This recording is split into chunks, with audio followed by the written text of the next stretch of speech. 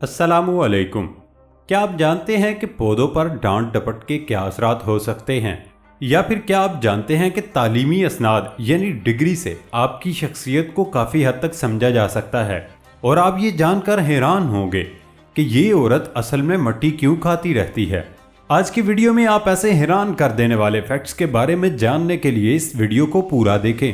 मैं हूं हम्माद सादिक और आप देख रहे हैं रियलिटी फैक्ट्स।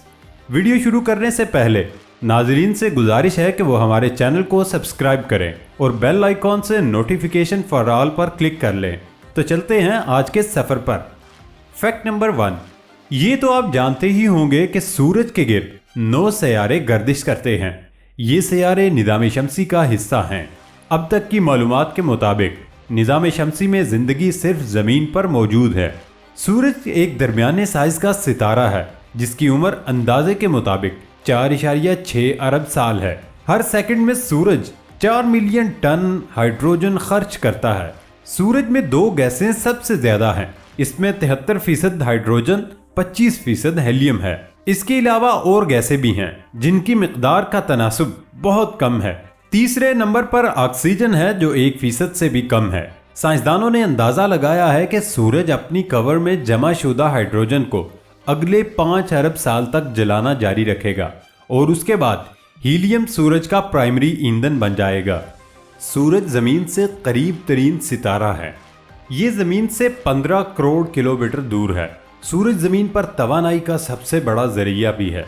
सूरज की कशिश सकल जमीन से 28 गुना ज्यादा है। सूरज हरारत और चार्ज जर्रात की एक स्ट्रीम खारिज करता है जिसे शमसी हवा के तौर पर जाना जाता है, जो कि सैकड़ों मील फी सेकंड की रफ्तार से निज़ाम शमसी में सफ़र करती हैं।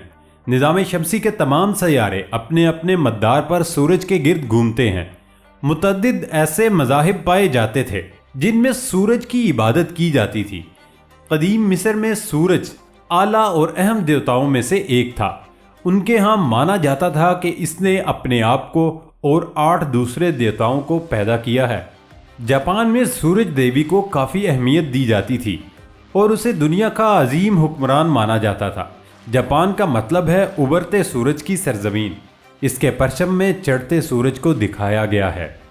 फैक्ट नंबर 2, ईरान के एक मसरूफ शॉपिंग मॉल में दाइश के लिबास में मौजूद फनकार अपनी फिल्म की तशहीर कर रहे थे कि ये मामला तो उन पर उल्टा ही पड़ गया और लोग सहम कर भागने लगे। ईरानी फनकार शाम के मौजू पर बनने वाली एक फिल्म की तशहीर कर रहे थे जिसमें बाप और बेटा इंसानी मदद के लिए शाम जाते हैं, लेकिन दाइश के दहशतगर्द उन्हें अगवा कर लेते हैं। इस फिल्म का मौजू बहुत अच्छा था लेकिन इसकी तशहीर का असर मनफी हुआ।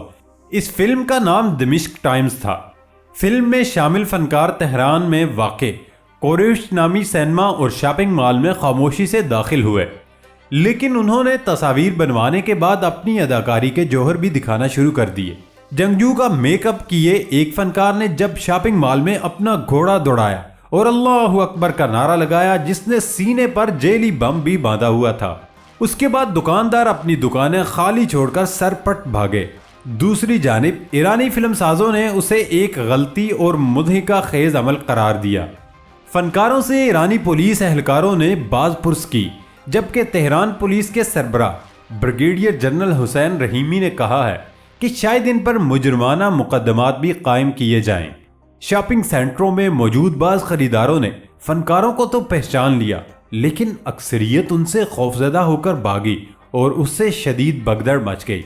इसकी एक वजह यह भी है कि गुज़श्ता बरस जून में तेहरान में 2 हमले हुए थे जिनमें 17 अफराद हलाक और 43 जख्मी हुए थे और इसकी जिम्मेदारी दाइश ने कबूल की थी।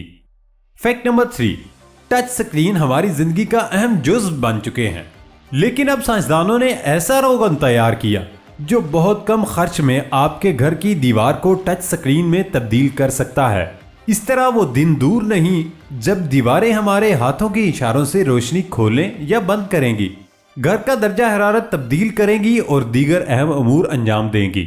डिज्नी कंपनी और कार्नेगी मेलोन यूनिवर्सिटी के माहिरीन ने मिलकर एक ऐसा कम खर्च पेंट बनाया जो पूरे घर को एक इंट्रा एक्टिव टच सेंसर में तब्दील कर सकता है।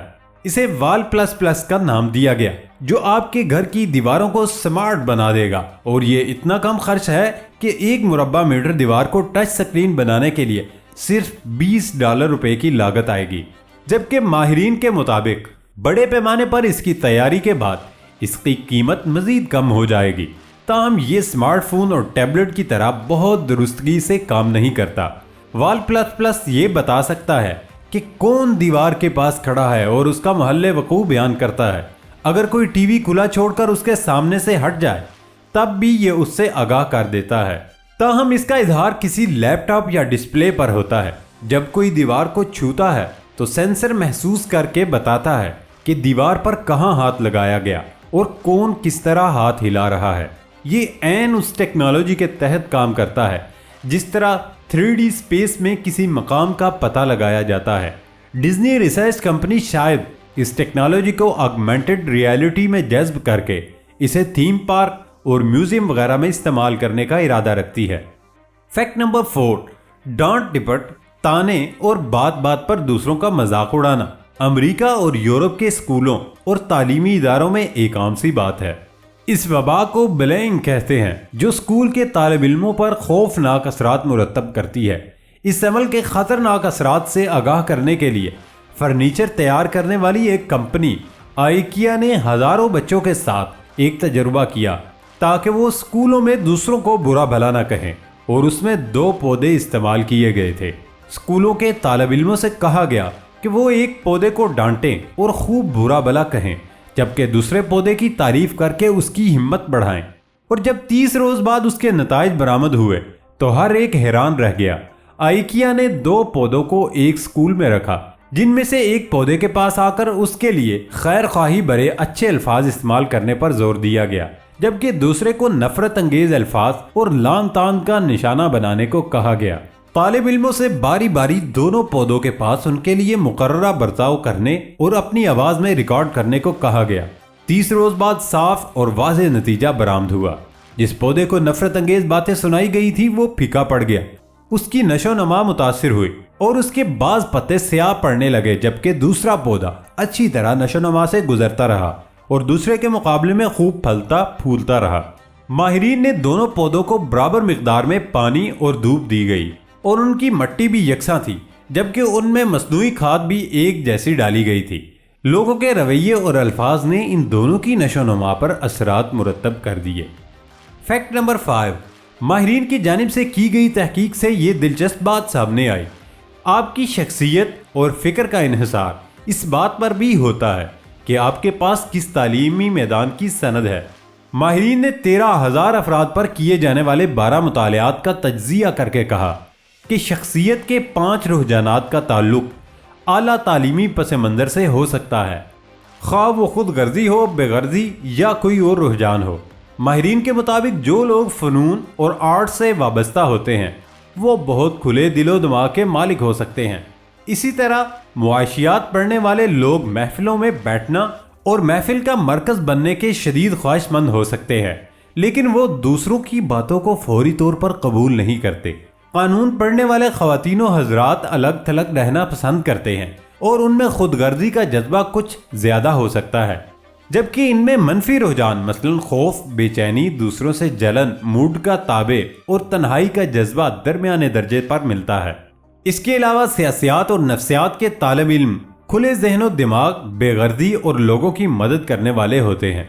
سند سے یعنی ڈگری سے مختلف طالب علموں کی شخصیت کو سمجھنے میں مدد مل سکتی ہے۔ دوستو، ویڈیو پسند آنے پر ویڈیو کو لائک اور چینل کو سبسکرائب کریں اور اپنی قیمتی رائے کمنٹ باکس میں دیا کریں۔ فیکٹ نمبر 6، یہ سن کر آپ لوگوں کو بہت حیرانی ہوگی، فضائی آلودگی آپ کے وزن میں اضافہ کر رہی ہے۔ اس بات کا انکشاف ایک ریسرچر نے کیا کہ ہمارے وزن میں اضافہ صرف جنک فوڈ ہی نہیں بلکہ ہماری فضائی آلودگی بھی اس میں برابر کی شریک ہے۔ اس بات کو انہوں نے یوں واضح کیا کہ جب 2 افراد ایک جیسا کھانا کھاتے ہیں اور ایک جیسی ہی ایکسرسائز کرتے ہیں، لیکن اس میں سے صرف ایک شخص ہی اپنا وزن کم کرنے میں کامیاب ہوتا ہے۔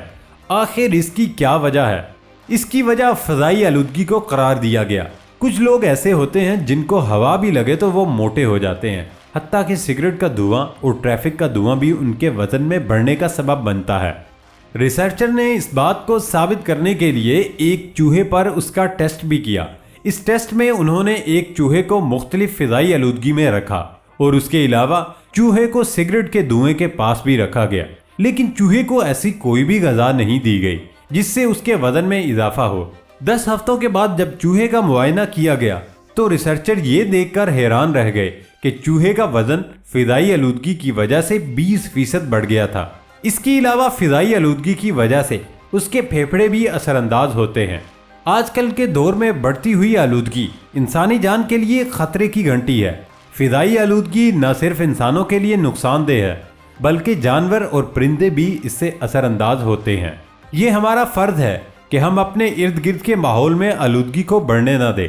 پودوں اور درختوں کو لگانے کے لیے کوششیں تیز کریں، کیونکہ جب فضا اچھی اور خوشگوار ہوگی تو آپ کی صحت بھی اچھی اور صحت مند ہوگی۔